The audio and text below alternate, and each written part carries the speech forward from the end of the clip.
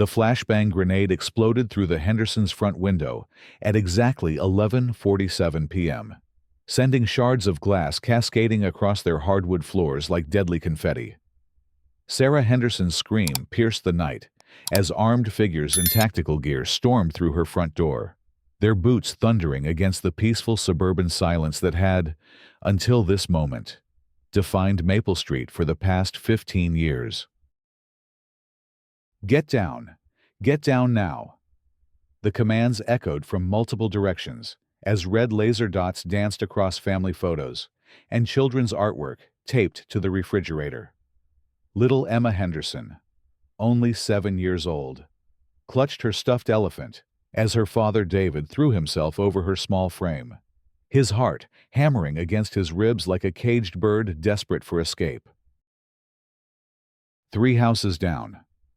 Marcus Williams had been reaching for his phone to call his grandmother goodnight when the first explosion shattered the evening calm.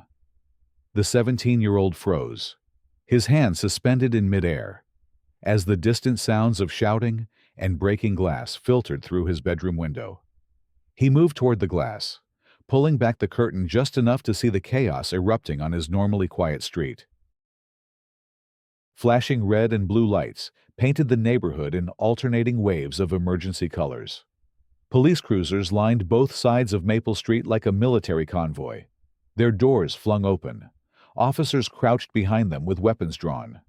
The peaceful community where Marcus had lived his entire life now resembled a war zone. "What's happening out there?"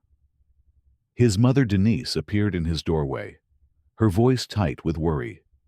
She'd been grading papers at the kitchen table when the commotion began, red pen still clutched in her trembling fingers. "I don't know. Mom, it looks like they're surrounding the Hendersons' house." Marcus let the curtain fall back into place, but the images remained burned in his memory. "Should we call someone?" Before Denise could answer, their own front door exploded inward with a tremendous crash. The wooden frame splintered like kindling as tactical officers poured into their living room, assault rifles raised, barking orders that seemed to blend together in a terrifying symphony of authority and aggression. "Where is he? Where's the suspect?" The lead officer's voice cut through the chaos like a blade. His face was hidden behind tactical gear, but his eyes burned with the intensity of someone convinced he was hunting a dangerous criminal. "What suspect? What are you talking about?" Denise stepped protectively in front of her son, her teacher's instinct to shield children overriding her own fear. "There's been some mistake." "No mistake, ma'am. We have reports of an armed robbery in progress. Black male, approximately 17 years old, seen entering this residence with stolen goods and a weapon." The officer's words fell like hammer blows, each syllable carrying the weight of absolute certainty. Marcus felt the blood drain from his face. The description matched him perfectly. But he hadn't left the house since returning from his part-time job at the grocery store 3 hours earlier. "Officer, I think there's been a misunderstanding. I've been home all evening." "Turn around, hands behind your back." The command came from multiple officers simultaneously, their weapons trained on the teenager who had never so much as received a speeding ticket. As plastic zip ties cut into Marcus's wrists, his mind raced backward through the evening. He'd walked home from Morrison's Market after his shift, the same route he'd taken hundreds of times before. "Mrs. Chen had waved from her garden. Mr. Rodriguez had nodded from his porch. Everything had been completely normal, utterly routine, devastatingly ordinary. The same ordinariness that had defined Maple Street for years was now being systematically destroyed. Officers were dragging the elderly Mr. Patterson from his house next door, the World War II veteran's medals catching the harsh glare of tactical flashlights as he protested his innocence in a voice that had once commanded troops, but now shook with confusion and fear. "This is insane. Denise's voice carried across the chaos as she watched her neighbors being treated like criminals. Marcus was helping his grandmother with groceries earlier. He's been home studying for his SATs. But her words were lost in the mechanical efficiency of the operation. The police had received a call about an armed and dangerous suspect, and they were executing their response with textbook precision. Every movement was calculated, every command delivered with the authority of absolute conviction. The call had come from Karen Whitmore at 11:32 p.m.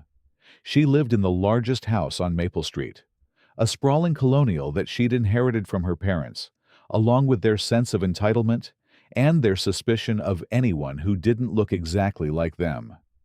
Karen had always been the unofficial watchdog of the neighborhood, the self-appointed guardian of property values and social order. 911, what's your emergency? The dispatcher's voice had been calm, professional. There's a robbery in progress on Maple Street. A black teenager with a gun is breaking into houses. He's armed and dangerous.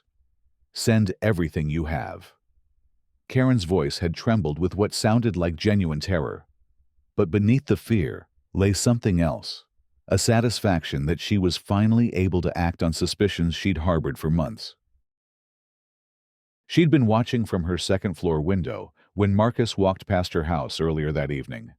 He'd been carrying grocery bags, but in the distorted lens of her prejudice, those bags had transformed into stolen goods.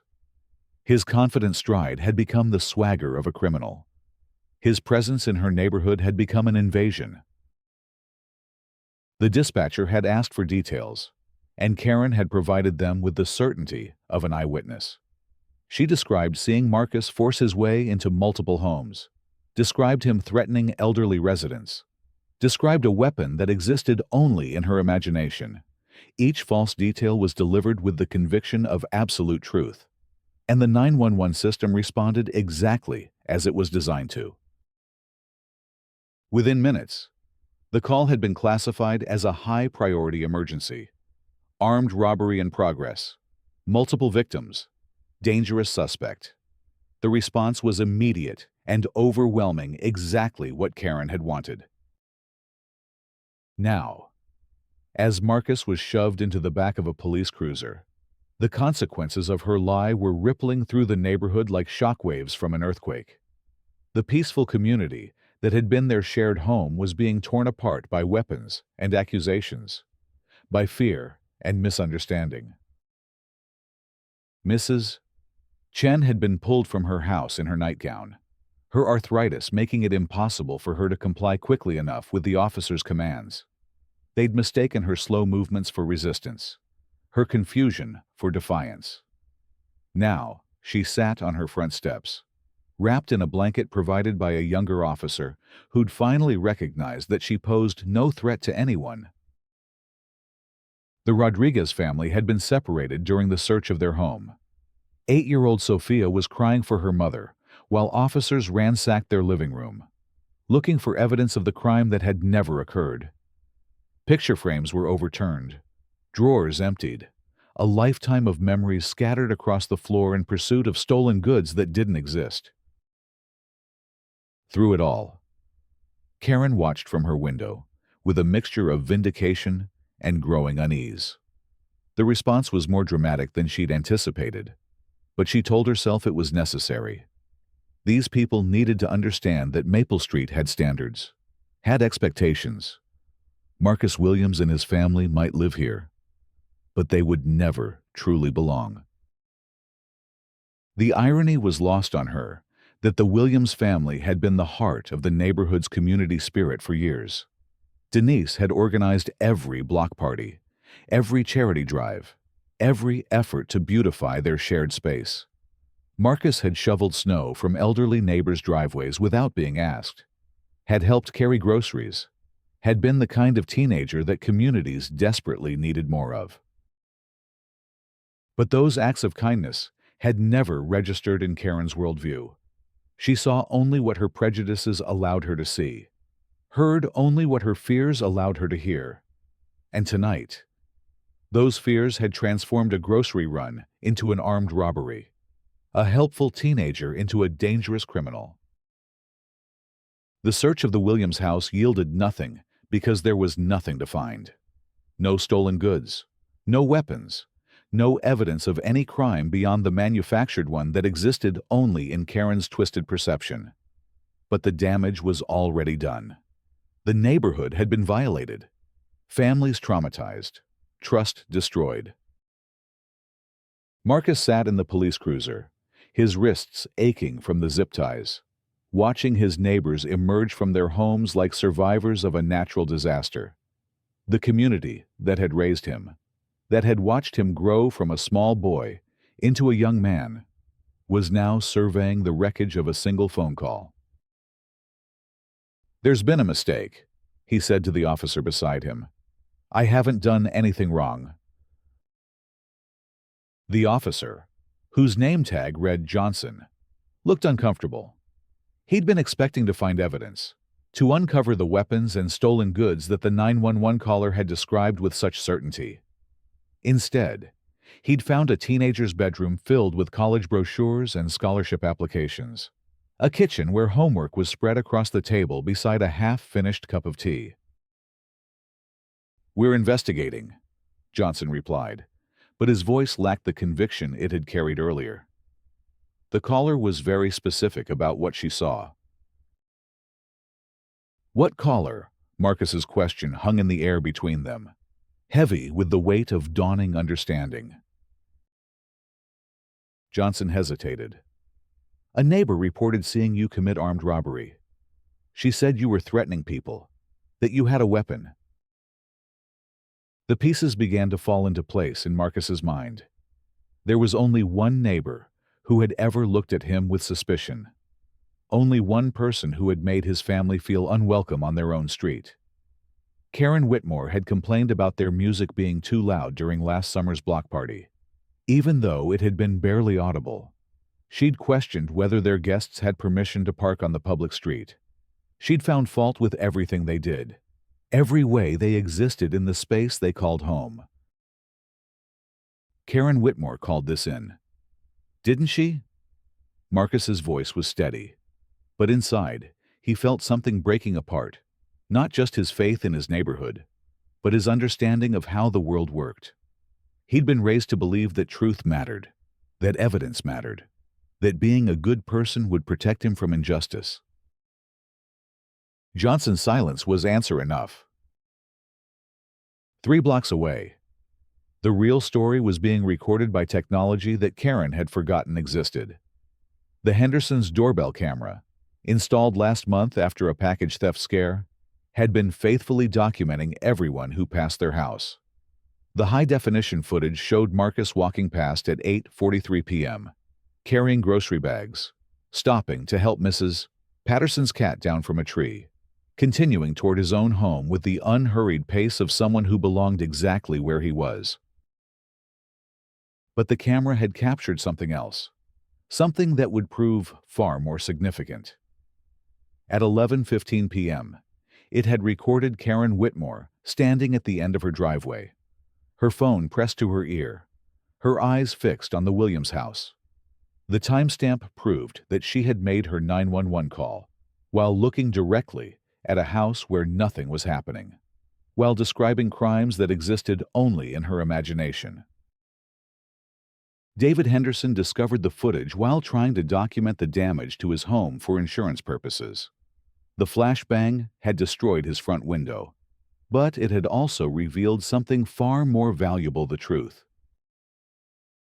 "Sarah, you need to see this," he called to his wife, who was sweeping glass from their living room floor while their daughter slept fitfully upstairs. The doorbell camera caught everything. As they watched the footage together, the full scope of Karen's deception became clear. There had been no robbery, no weapon, no threat to anyone's safety. There had been only a black teenager walking home from work, carrying groceries, living his life in a neighborhood where someone had decided he didn't belong.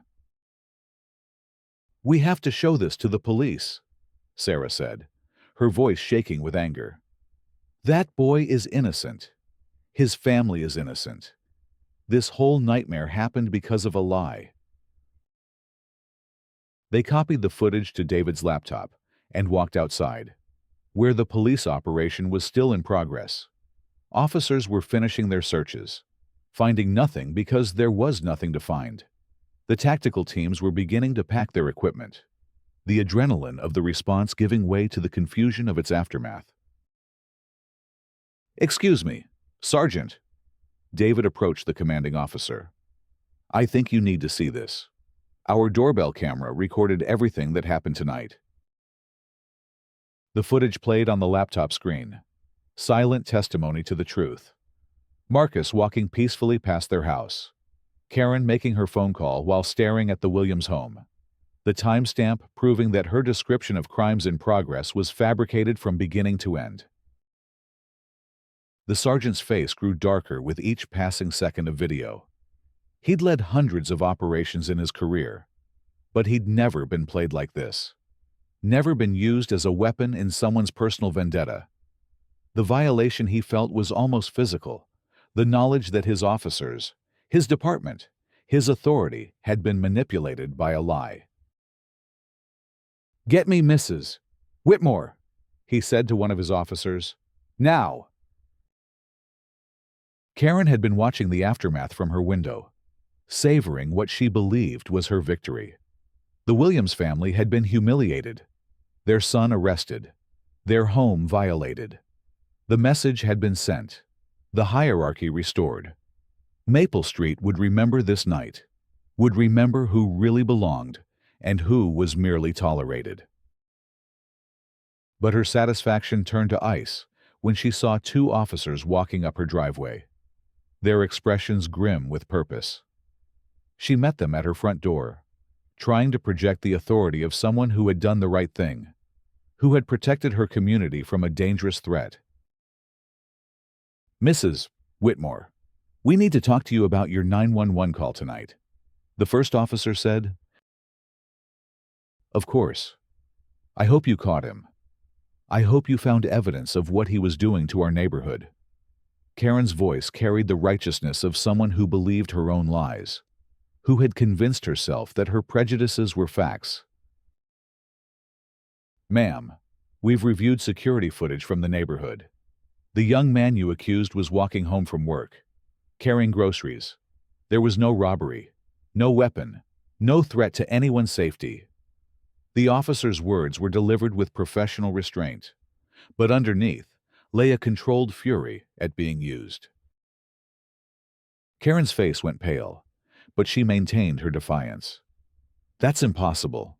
I saw what I saw. He was threatening people, breaking into homes." "The footage shows you making your 911 call while staring at the Williams house, where nothing was happening. You filed a false report that resulted in the deployment of tactical teams, the traumatization of innocent families, and the arrest of an innocent teenager." The officer's voice grew harder with each word. "You've committed a felony, Mrs. Whitmore." The reality of her situation began to penetrate Karen's wall of denial. The neighborhood was gathering in the street, drawn by the spectacle of police cars and shattered windows. But instead of the grateful crowd she'd expected, she saw faces filled with anger and disgust. These were people who had watched Marcus grow up, who knew his character, who understood exactly what she had done. "You could have gotten that boy killed," Mrs. Chen said, her voice carrying despite her small stature. "You could have destroyed his family with your lies." David Henderson stepped forward, his laptop still playing the doorbell footage for anyone who wanted to see the truth. "Marcus helped my daughter with her math homework last month. He's never shown anything but kindness to this neighborhood. And you tried to destroy him with a lie." The crowd's anger was palpable, but it was controlled, focused. These were people who understood justice, who recognized the difference between righteous anger and mob mentality. They had seen their community violated tonight, had watched their neighbors dragged from their homes, and they knew exactly who was responsible. "I want to file charges," Denise Williams said, stepping through the crowd with her son beside her. Marcus had been released from the police cruiser, the zip ties cut from his wrists. But the marks remained physical reminders of the price of someone else's hatred. "I want her prosecuted for every law she's broken, every life she's damaged." The sergeant nodded. "Mrs. Whitmore, you're under arrest for filing a false police report, inciting public disorder, and misuse of emergency services. You have the right to remain silent." As the handcuffs clicked around Karen's wrists, the neighborhood watched in silence. There was no satisfaction in her arrest, no joy in her downfall. There was only the grim recognition that justice was being served, that consequences were finally catching up with choices. The investigation that followed would reveal the full extent of Karen's deception. Phone records would show that she had called 911 from her driveway while watching the Williams house, describing crimes that weren't happening to dispatch services that had to respond as if they were. Security footage from multiple neighbors would corroborate Marcus's innocence and Karen's guilt. But the legal consequences were only part of the reckoning. The neighborhood had been shattered by her lies, trust broken, relationships damaged. The Hendersons would spend weeks replacing their shattered windows and repairing the damage from the flashbang grenade. Mrs. Chen would have nightmares about armed officers for months. Little Sofia Rodriguez would ask her parents why the police had made her cry. The healing began the next morning, when Denise Williams knocked on the Hendersons' door with a casserole and an offer to help clean up the damage. David and Sarah opened their home to her, and together they began to repair what Karen's hatred had broken. Marcus returned to school on Monday to find his locker decorated with messages of support from classmates who had heard about what happened. His teachers assured him that his college recommendations would include references to his character, his resilience, his grace under pressure. The scholarship applications that had been spread across his kitchen table the night of the raid were completed with letters of support from neighbors who wanted the world to know the kind of person he really was. The legal system moved with unusual swiftness. Karen's case was assigned to a prosecutor who had seen too many false reports destroy innocent lives, who understood the broader implications of using police as weapons against neighbors. The charges were serious. Filing a false police report was a felony. But when combined with the deployment of tactical teams, the traumatization of families, and the potential for deadly force, the consequences multiplied. Karen's lawyer tried to negotiate a plea deal, but the prosecutor was adamant. This wasn't just about one false report. It was about the weaponization of prejudice, the abuse of emergency services, the destruction of community trust. The case would go to trial, and Karen would face the full consequences of her choices. The trial became a focal point for conversations about racism, about the power of false accusations, about the responsibility that comes with living in a diverse community. Maple Street found itself in the national spotlight, but instead of being remembered for one woman's hatred, it became known for how a community responded to injustice. Marcus testified with dignity and composure, describing the night his life was turned upside down by a lie. He spoke about the feeling of zip ties cutting into his wrists, about watching his neighbors be treated like criminals, about the long process of rebuilding trust that had been shattered in a single phone call. The Hendersons shared their doorbell footage with the court, explaining how they had discovered the truth by accident while documenting damage to their home. Their testimony revealed the irony that Karen's victims had become the agents of her exposure, that the technology she had forgotten about had recorded the truth she had tried to hide. Mrs. Chen testified about being dragged from her home in her nightgown, about the arthritis that made it impossible for her to comply quickly with officers' commands, about the blanket of fear that had settled over their neighborhood in the aftermath of Karen's call. Her quiet dignity was devastating. Her simple honesty, a stark contrast to the defendant's elaborate deceptions. The jury deliberated for less than 2 hours. Guilty on all counts.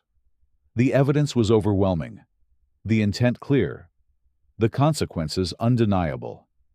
Karen Whitmore had used the police as a weapon against an innocent teenager, had destroyed her neighbor's sense of safety, had torn apart a community with her lies. The judge's sentencing was severe but fair. 2 years in prison, followed by 3 years of probation. Community service in organizations dedicated to fighting racial prejudice. Restitution for the damage caused by the police response, including the Henderson's window, the overtime costs for the tactical teams, the trauma counseling for affected families. But perhaps most significantly, Karen was ordered to sell her house and move out of the neighborhood. The judge recognized that her presence would make healing impossible, that true justice required removing the source of the community's pain. The sale of Karen's house became a neighborhood celebration. The proceeds from her required restitution payments funded a community garden where Marcus had once helped Mrs. Patterson's cat. The new owners were a young family with children who brought laughter back to a street that had seen too much anger. On the first anniversary of that terrible night, Maple Street held a block party. It wasn't a celebration of Karen's downfall. It was a celebration of their community's resilience, their ability to heal, their commitment to making sure nothing like this ever happened again. Marcus spoke at the gathering, now a freshman at the State University, on a full scholarship.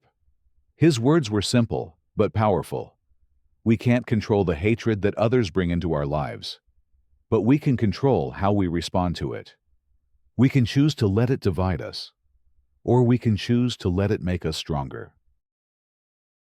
The neighbors applauded, but more importantly, they listened. They had learned that peace isn't the absence of conflict. It's the presence of justice. They had discovered that true security doesn't come from excluding others. It comes from including them, from building communities where everyone belongs.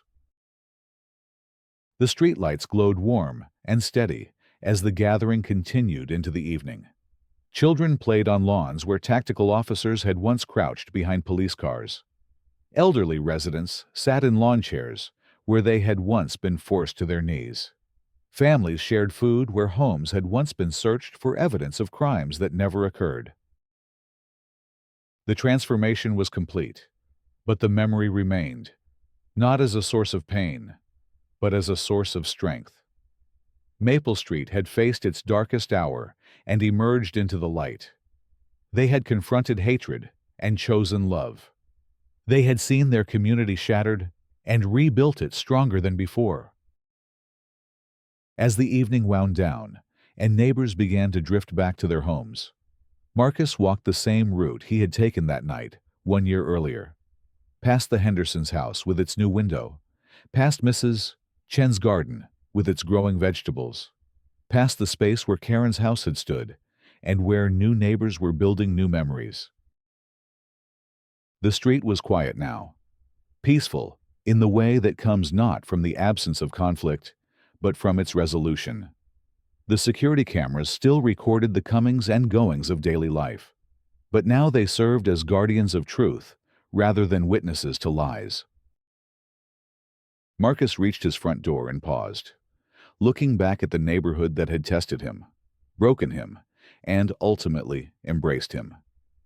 The trauma would always be part of his story, but it would not define his story.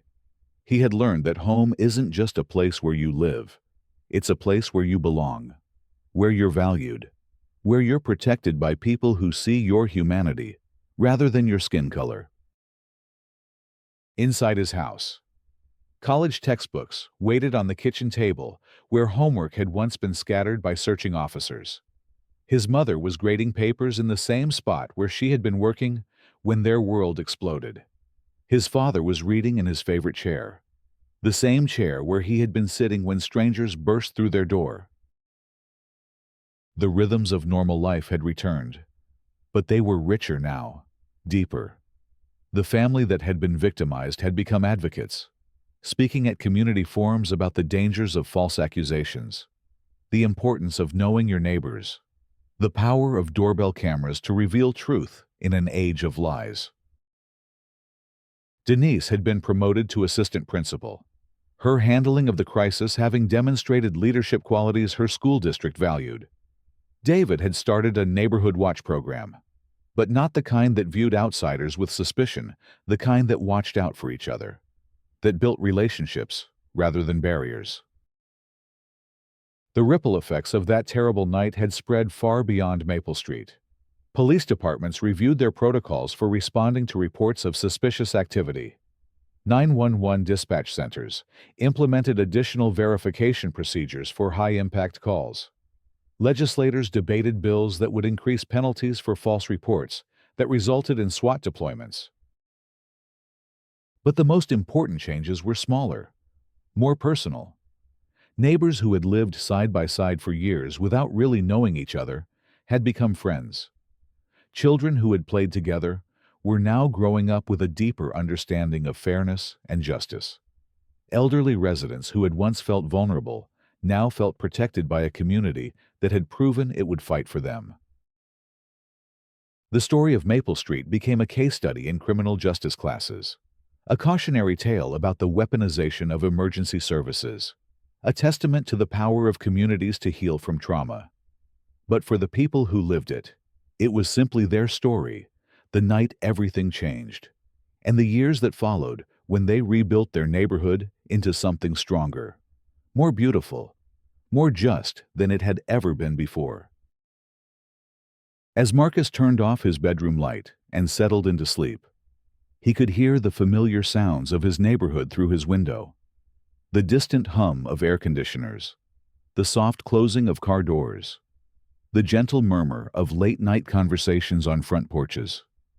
These were the sounds of home, of safety, of belonging. Tomorrow would bring new challenges, college courses to complete, career goals to pursue, a future to build.